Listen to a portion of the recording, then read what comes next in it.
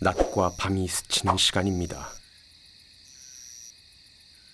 대소나무 껍질 모양의 무늬, 솔부엉이입니다.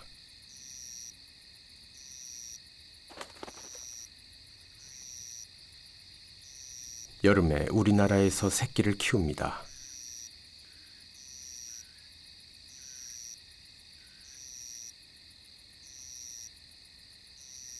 밤엔 안 되는 게 별로 없는 능숙한 사냥꾼입니다.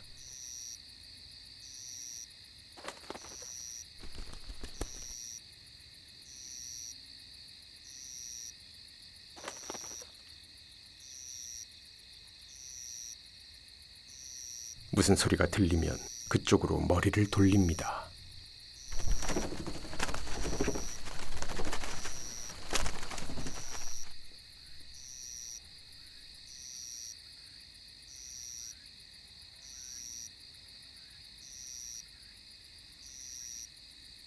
먹잇감의 행동을 지켜보며 이렇게 있을 때가 제일 무서울 때입니다.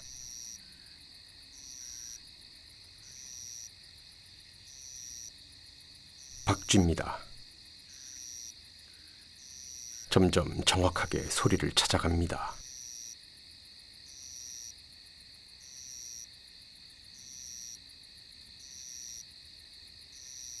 범위를 좁히고 봤습니다.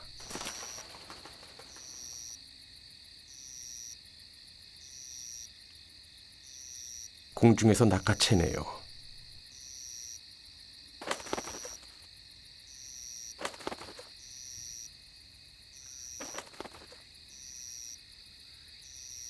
새끼를 키울 땐 거의 모든 밤 시간을 사냥에 바칩니다.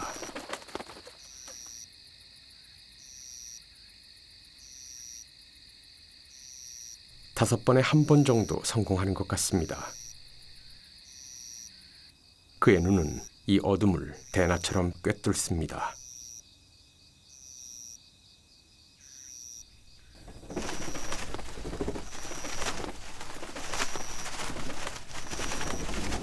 소리나는 쪽으로 머리를 맞추고 눈으로 확인.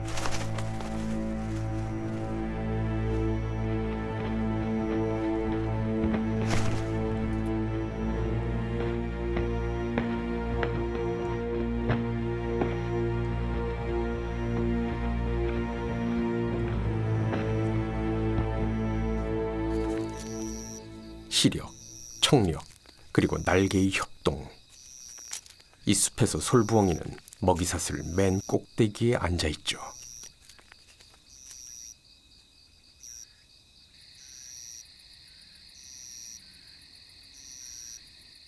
빛이 아니라 어둠을 기회로 선택한 자들의 시간.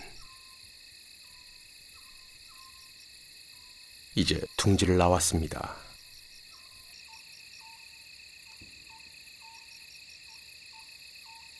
그래도 한두 달은 더 부모를 조르면서 살아갑니다.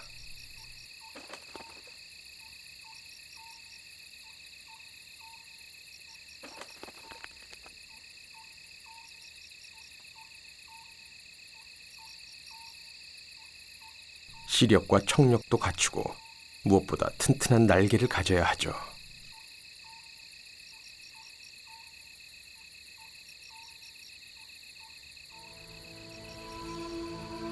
어미의 솜씨를 볼까요?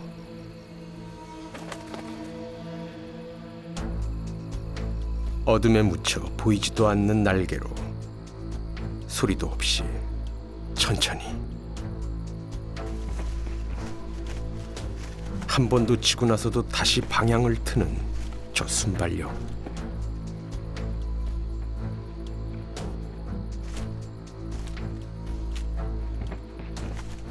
먹이에 닿기 전에 앞발을 내밀어 일격을 가하고 동시에 앉을 자리를 찾는 기민함.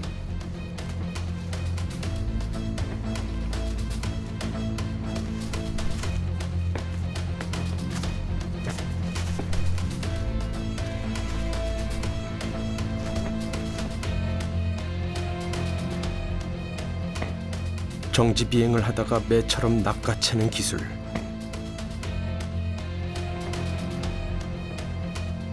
먹이를 꼼짝 못하게 장악해버리는 힘센 다리와 발. 솔봉이 새끼는 이런 어미의 모습을 기억해 둬야 합니다. 그 역시 이 밤을 살아가야 하니까요.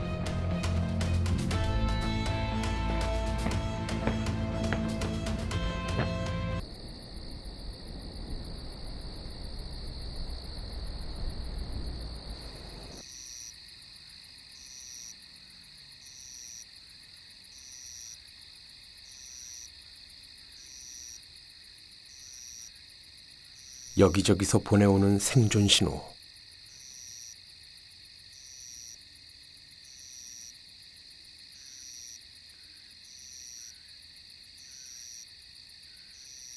반딧불이입니다.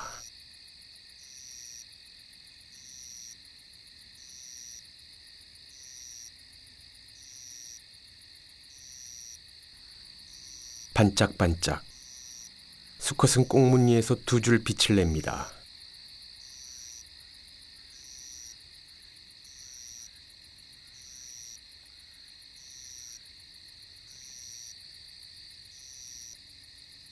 이들에겐 두 주의 시간이 있죠. 그 안에 짝을 찾습니다.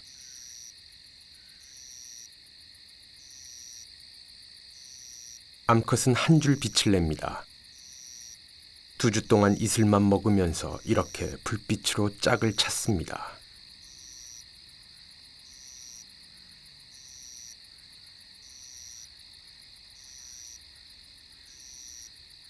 가만히 보면 불빛엔 일정한 리듬이 있습니다. 처음에는 제멋대로 깜빡이다가 나중엔 동료와 박자를 맞춥니다.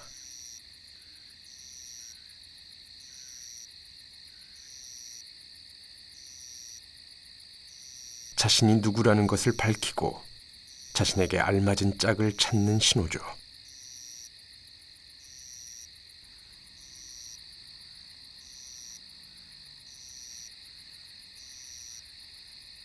그 빛을 보고 암컷이 수컷을 찾아왔습니다.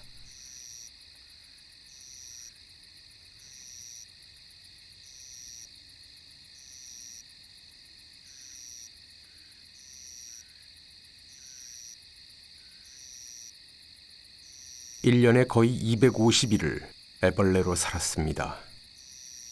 겨우 2주 안에 자신과 같은 종을 찾는 일이 이 종의 숙제입니다. 짝을 짓고 4, 5일 뒤 암컷은 300개에서 500개의 알을 낳습니다. 이렇게 종의 역사가 반복되죠.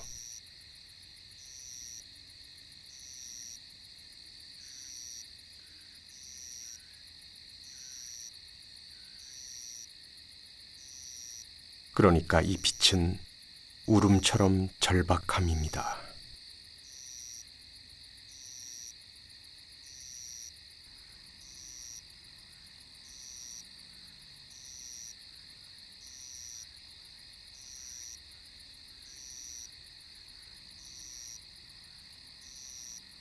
여러분이 어둠에 대해 알고 싶다면 눈을 감는 편이 좋을 겁니다. 이번엔 빛이 아니라 소리입니다.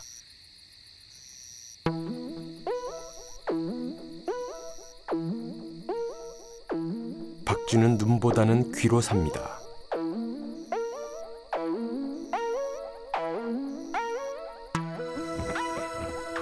오렌지 빛이 선명한 붉은 박쥐.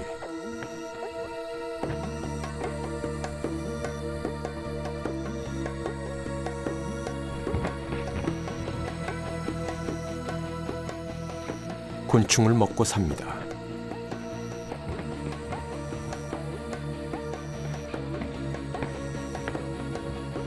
시력도 약하면서 곤충이 있는 데를 정확하게 알죠.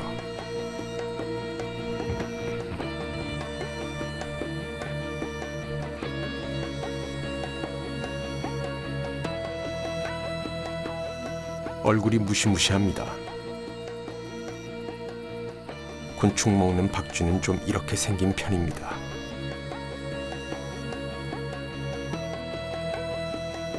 날아다닐 때도 꼬리의 도움을 받고 사냥할 때도 꼬리로 잡은 채 이동합니다.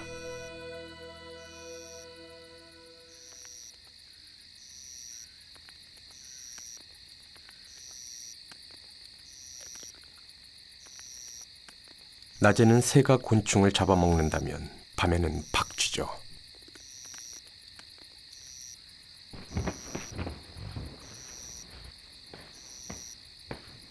보이지도 않는데 어떻게 먹이를 찾고 진로를 정할까요? 귀가 얼굴의 반 정도, 눈은 작습니다. 눈보다는 귀로 산다는 게 얼굴에서도 드러나죠. 곤충이 내는 아주 작은 움직임도 알아냅니다.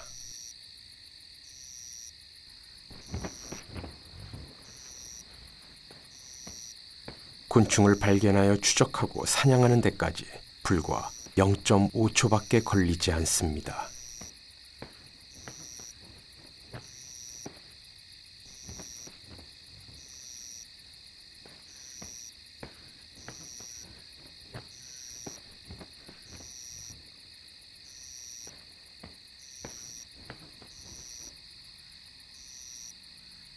뛰는 게 아니라 나는 것, 눈이 아니라 귀, 낮이 아니라 밤, 이런 선택 때문일까요?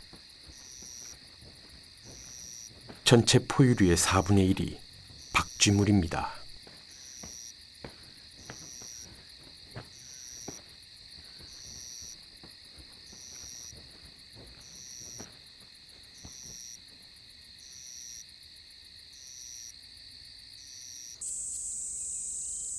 딱따구리의 숲이 박쥐의 숲으로 바뀌는 시간.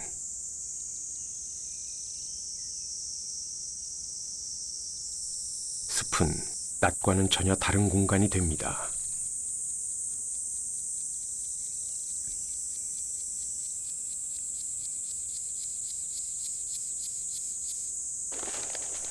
무리수염 박쥐는 물 위에서 곤충을 잡아먹고 삽니다. 박쥐는 실제보다 상상에서 더 많이 사는 동물이죠. 피를 빨아먹고 사는 흡혈귀, 언제나 유리한 쪽에 붙는 이중생활자, 날개 달린 포유류라서 그럴까요? 새는 앞다리가 날개로 변했지만 박쥐는 손가락 뼈가 날개로 변했습니다.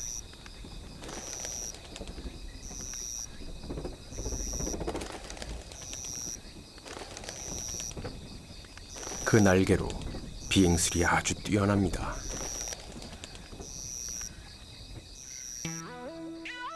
한번 볼까요? 날면서 동시에 미막에 물을 담아 입으로 가져갑니다.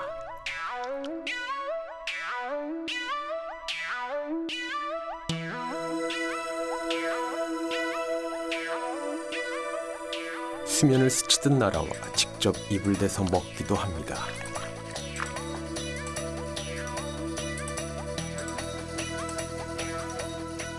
이렇게 저공 비행을 하면서 물을 마시는 것은 비행술이 아주 뛰어난 몇몇 새들이나 가능한 일이죠.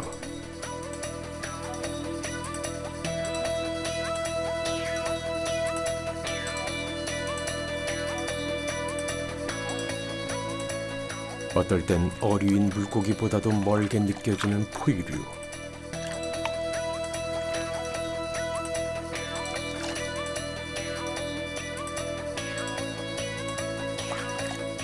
그의 실제를 알려면 우리와는 다른 시간, 다른 장소로 찾아가야 합니다.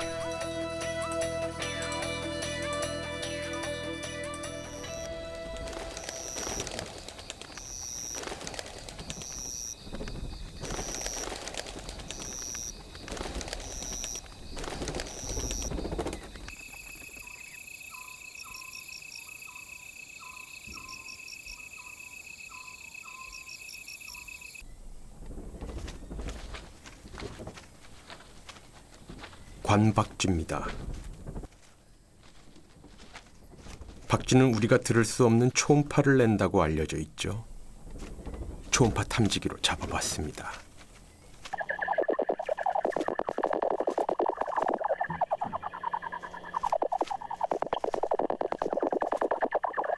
인간과 같은 포유류, 그러면서도 완벽한 날개.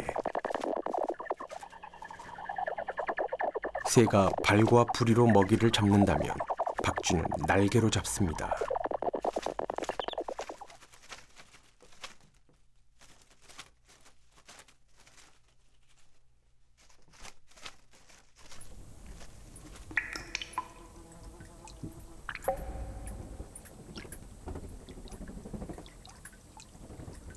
그들은 이렇게 어둡고 습도가 높고 바람이 들어오지 않는 곳을 좋아합니다.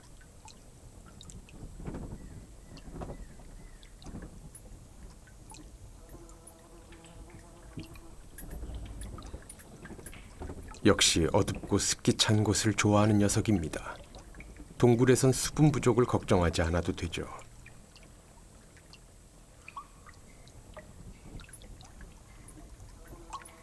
긴 동면을 할 때 모여 있으면 체온도 보존할 수 있습니다.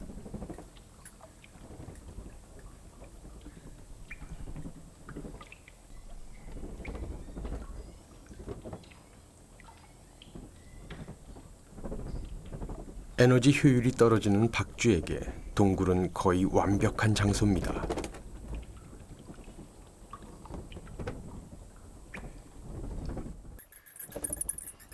이게 쉬는 모습입니다. 벌서는 것 같죠? 온몸을 날개로 단단히 감싸고 천장에 매달립니다. 어두워지면 먹이를 잡으러 나가죠.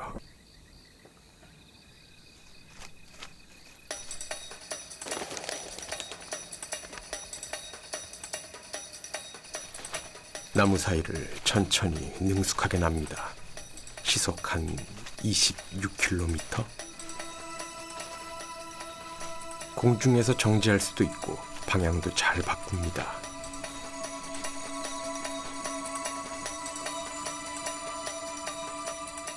곤충을 잘 잡습니다.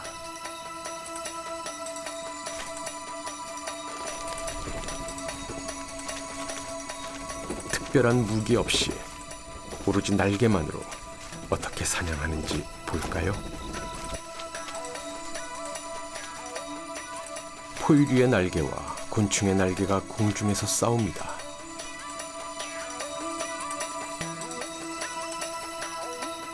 빽빽한 나무들을 이리저리 피하고 나와 공중에서 나는 것을 낚아채는 것이 박쥐의 전략입니다. 하지만 그런 것에 말려들 상대가 아닙니다.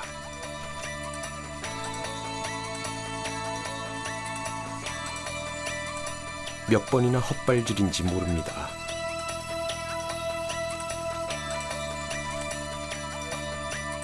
나무에 붙어있는 녀석들은 그래도 낫습니다. 안 되는 일이 다 그렇지만 간발의 차이입니다.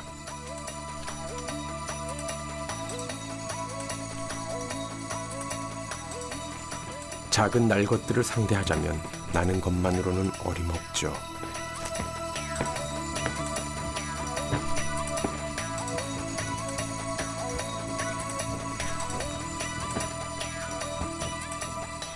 이때 날개로 변해버린 손이 도움이 됩니다. 날개를 손처럼 씁니다.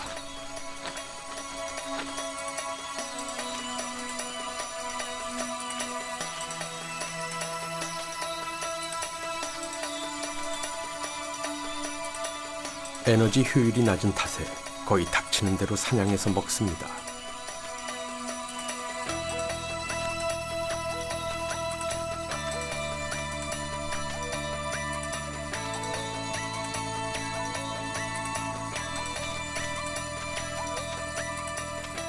하룻밤에 수백 마리씩 잡습니다. 상상과는 다르게 인간에겐 매우 이로운 동물이죠.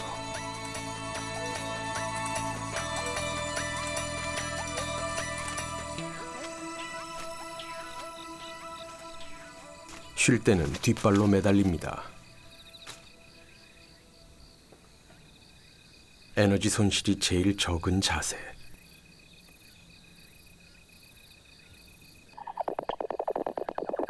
일초에 10회 정도 초음파를 쏘면서 먹이를 찾습니다.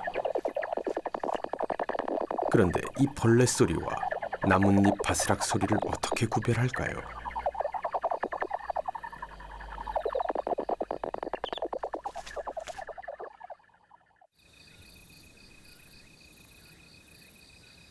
먼저 곤충이나 나뭇잎을 향해 초음파를 쏩니다.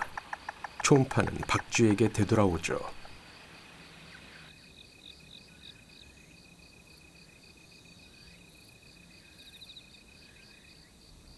박쥐는 그 반사파를 분석합니다. 나뭇잎은 초음파를 아무렇게나 흩뜨려 버리지만 곤충은 마치 섬광처럼 보이죠. 이들의 사냥은 섬광을 낚아채는 불빛 사냥입니다.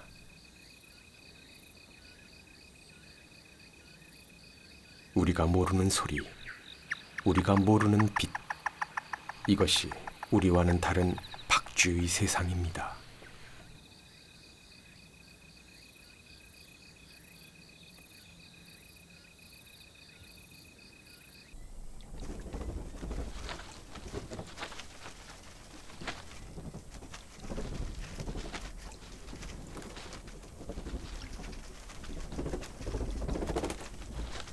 일년에 한 번 6월 말에서 7월 초 2주간은 굉장히 중요한 시기입니다.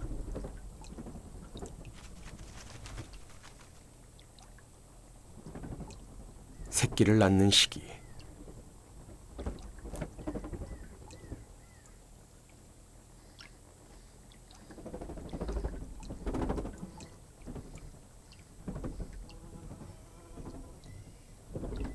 포유류의 출산은 암컷에겐 고통스럽습니다.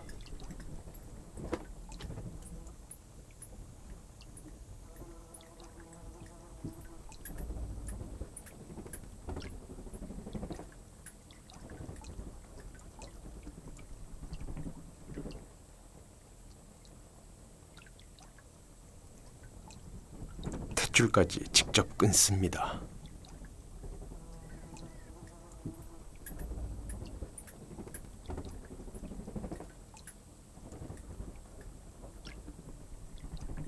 본능일까요? 갓 나온 새끼를 날개로 감싸 안습니다.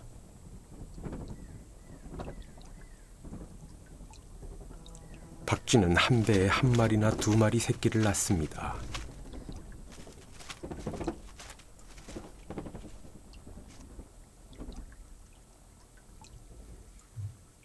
태어나서 겨우 몇 분 지나면 바로 젖을 먹습니다. 그러니 젖을 만들기 쉬운 계절에 새끼를 낳도록 시기를 맞추죠.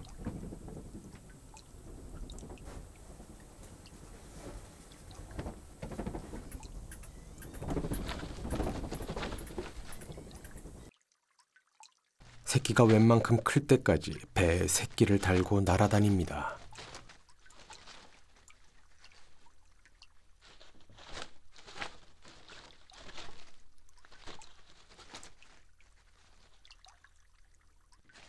새끼에게 시간과 에너지를 많이 들이는 것이 포유류의 숙명. 박쥐도 역시 포유류입니다.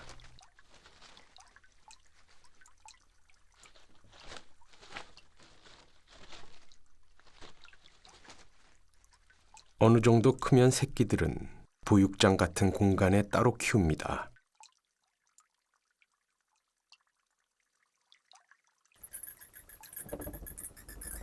역시 수분과 체온을 잃지 않도록 한 군데 모아놓습니다.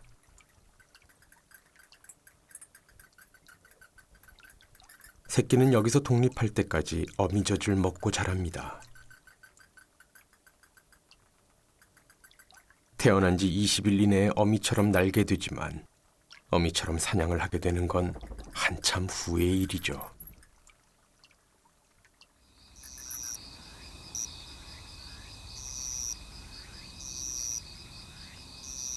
낮에 봤을 때와는 완전히 다른 모습이죠.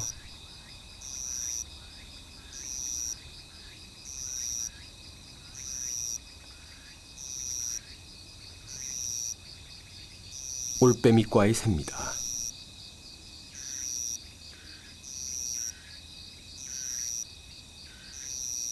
여름에 우리나라에서 새끼를 낳아 기릅니다.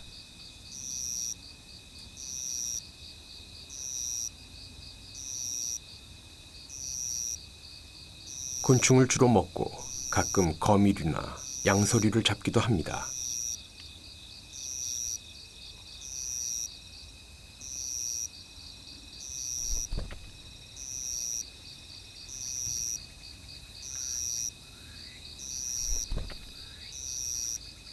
이 시기도 곧 끝납니다.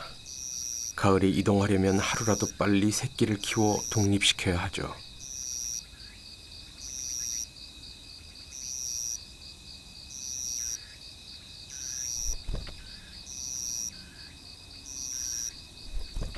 새끼들은 반수 이상이 독립 첫 해에 죽습니다. 어미처럼 사냥이 안 되기 때문입니다.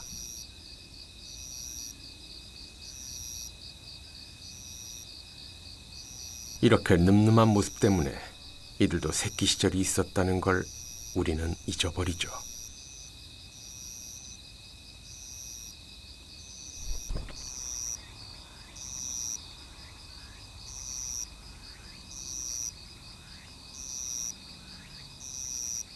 맹금이 작은 동물을 사냥할 때 어떤 맹금의 새끼들은 위험할 수도 있는 시간, 어떻게 될지 모르는 어둠입니다.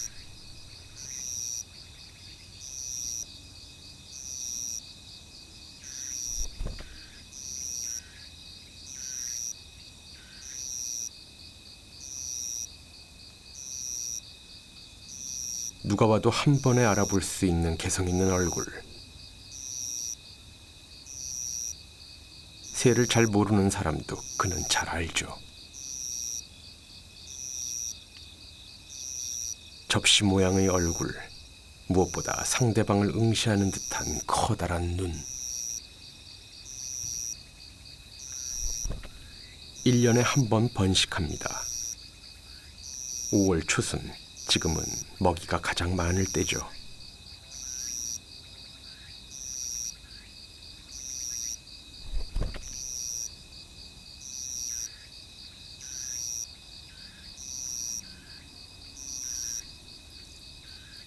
발끝까지 털이 덮여 있어 날아갈 때 소리가 거의 안 납니다.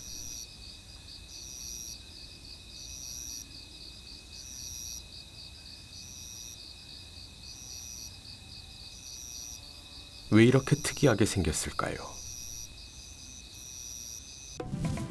눈은 똑바로 앞을 보게 머리 앞에 있습니다. 중첩되는 좌우 시야각이 50에서 70%는 됩니다. 낮에 활동하는 새는 눈이 좌우를 봅니다. 중첩되는 좌우 시야각이 30에서 50% 사이로 좁죠. 사방의 적을 봐야 하니 넓게 볼 필요가 있습니다. 먹이까지 거리를 재는 건 올빼미가 더 정확하죠.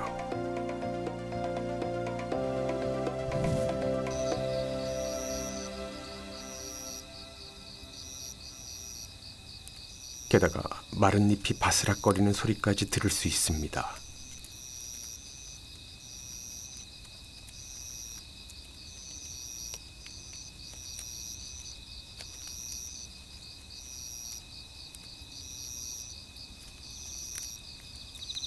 귀가 있는 위치가 보통 동물과는 다릅니다. 오른쪽 귀는 위에, 좀 더 큰 왼쪽 귀는 아래에 좌우 비대칭입니다.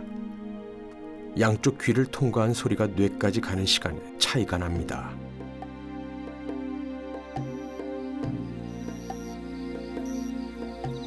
올빼미는 이 소리의 시간차를 가지고 정확한 방향을 찾아냅니다.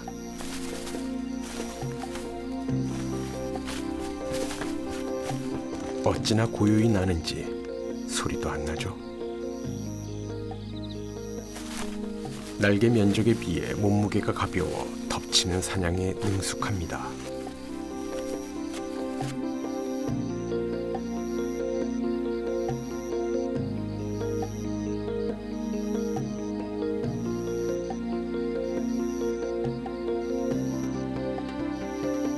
먹이를 찾아내는 동안 줄곧 아무 소리도 내지 않습니다.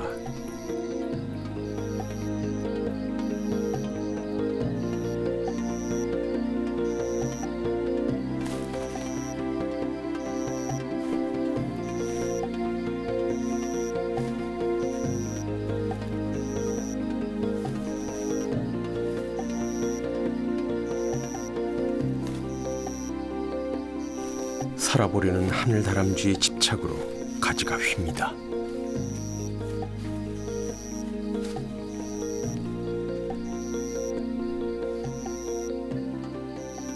밤에 활동하는 새는 전체 약 3%밖에 안 됩니다.